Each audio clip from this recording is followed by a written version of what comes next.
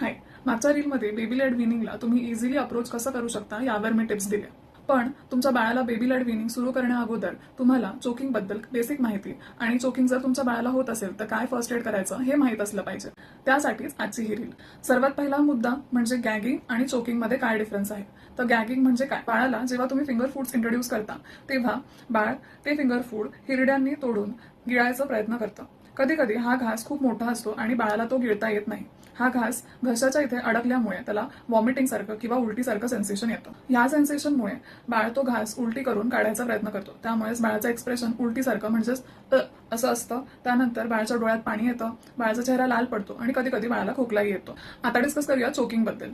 जर एखादा गोलाकार कडक पदार्थ बाळाने चुकून तोंडात टाकला आणि तो त्याच्या श्वासनलिकेत जाऊन अडकला तर बाळाला चोकिंग होऊ शकतं. चोकिंग झालं असेल तर बाळ खोकू किंवा रडू शकत नाही, काही आवाज काढू शकत नाही, बाळाचा चेहरा निळा पडायला लागतो आणि बाळाचा श्वास थांबून जातो. असं जर तुमच्या आजूबाजूला कोणाला होत असेल तर ह्या परिस्थितीमध्ये लवकरात लवकर ऍक्ट करणं खूप महत्वाचं आहे. बाळाच्या वयाप्रमाणे 2 मॅन्युअर्सच्या मदतीने तुम्ही श्वासनलिकेत अडकलेला हा पदार्थ बाहेर काढू शकता. पहिला मॅन्युअर, याला बॅक ब्लोज आणि चेस्ट थ्रस्ट असं म्हटले जाते.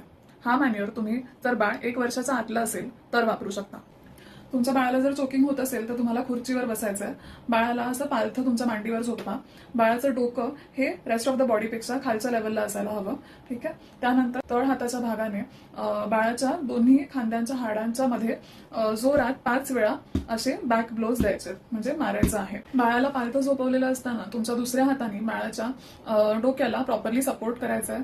बाळाचं नाक आणि तोंड हे ब्लॉक होत नाहीये ते एन्शुअर करायचं. ह्याने जेव्हा तुम्ही बॅक ब्लोज द्याल त्यावेळेस वस्तू बाहेर पडायला सोपे पडेल. बॅक ब्लोज दिल्यामुळे व्हायब्रेशन्स क्रिएट होतात आणि ह्या व्हायब्रेशन्समुळे जी अडकलेली वस्तू असते ती बाहेर पडायला मदत होते. जर 5 बॅक ब्लोज नंतर सुद्धा ती वस्तू बाहेर पडली नाही तर बाळाला सरळ तुमच्या मांडीवर झोपवा. त्यानंतर बाळाच्या छातीच्या हाडाच्या आणि बेंबीच्या मधले असलेल्या सॉफ्ट पोर्शन मध्ये तुमच्या 2 बोटांनी पुश करायचंय. अगेन 5 टाइम्स पुश करायचंय. ह्याने पण जी कडक वस्तू आहे ती बाहेर पडायला मदत होईल. जर 5 वेळा बॅक ब्लोज आणि 5 वेळा चेस्ट थ्रस्ट दिल्यावरही अन्न पदार्थ बाहेर आला नाही तर परत बॅक ब्लोज द्यायला सुरुवात करा आणि बाळाला लवकरात लवकर जवळच्या हॉस्पिटलमध्ये इमर्जन्सी डिपार्टमेंटमध्ये घेऊन जा. जर बाळ 1 वर्षाच्या वरचे असेल तर वेगळी टेक्निक वापरली जाते. या टेक्निकला हेमलिक मॅन्युअर असं म्हटले जाते. जर बाळ 1 वर्षाच्या वरचे असेल किंवा अडल्ट असेल आणि त्यांना चोकिंग होत असेल तर ही साईन एक युनिव्हर्सल साईन आहे चोकिंगसाठी. असं केलं तर समजायचं की एखाद्या माणसाला किंवा बाळाला चोकिंग होत आहे. तर अशा केसेसमध्ये जर तुमचं बाळ लहान असेल, 1 ते 8 वर्षाच्या मधलं असेल तर तुम्हाला गुडघ्यांवर बसायचंय. त्यानंतर बाळाला समोर तुमचं उभं करायचंय आणि बाळाच्या ह्या भागामध्ये म्हणजे बेंबीच्या वरच्या भागामध्ये अशी मूठ ठेवायची. दुसऱ्या हाताने ते मूठ कव्हर करायचे आणि जोरात तुमच्या पोटाच्या दिशेने ओढायचंय. ह्या मॅन्युअर किंवा टेक्निकमुळे प्रेशर क्रिएट होतं. प्रेशरमुळे जी छातीतली हवा आहे ती बाहेर पडते आणि त्या हवेच्या दबावाने जो पदार्थ श्वासनलिकेमध्ये अडकलाय तो बाहेर पडायला मदत होते. सो पेरेंट्स, तुमच्या बाळाला चोकिंग होत असेल तेव्हा घाबरायचं नाहीये.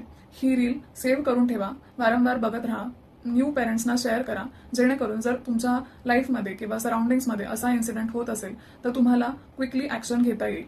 पुढची रील आपली स्टार्टिंग सॉलिड सिरीजची शेवटची रील असणार आहे. त्यात टॉडलर वयोगटातील मुलांना कसे भरवायचे, कसे खाऊ घालायचे ह्यासाठी मी स्पेशल टिप्स आणि ट्रिक्स देणार आहे. So stay tuned for my next reel. Bye.